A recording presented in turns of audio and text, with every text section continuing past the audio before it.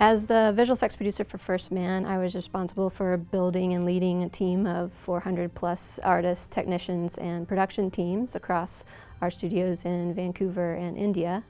I was also the main point of contact for the client, whether it was the studio or the client visual effects team or the filmmakers, to make sure that all of the work was delivered at the right quality, on schedule, and on budget.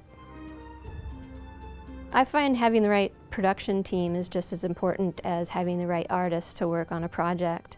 They need to be strong with communication, obviously, but they also need to be invested in the project. I find the more that the production team is invested, it kind of trickles down to the other departments and brings everybody together as one complete team.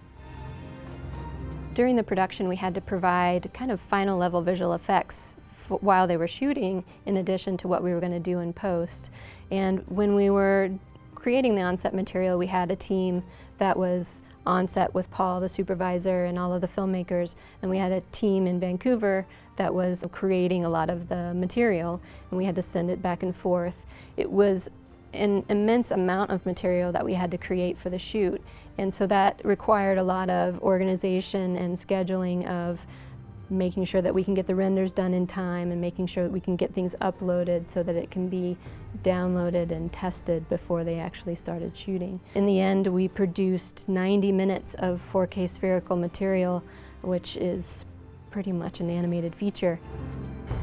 First Man was an interesting challenge compared to other visual effects films. The mission we were kind of given by the director was that we needed to assist on an emotional journey in this film in addition to the actual journey to the moon. And that required some adjustments to how we usually think about visual effects. Visual effects are very particular and visually accurate and precise, and we had to still do that work, but then fit it into the kind of film documentary style that Damien was going for and fit it in with actual footage from NASA as well. So it was interesting because we had to kind of do what we would normally do, but then make it fit into a world that, that was several decades ago. So it was an interesting challenge.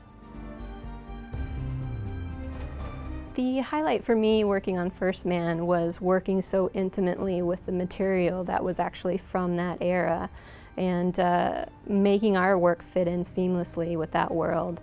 And the great result that came from that for me was it made me feel like our work was a little bit of part of that history.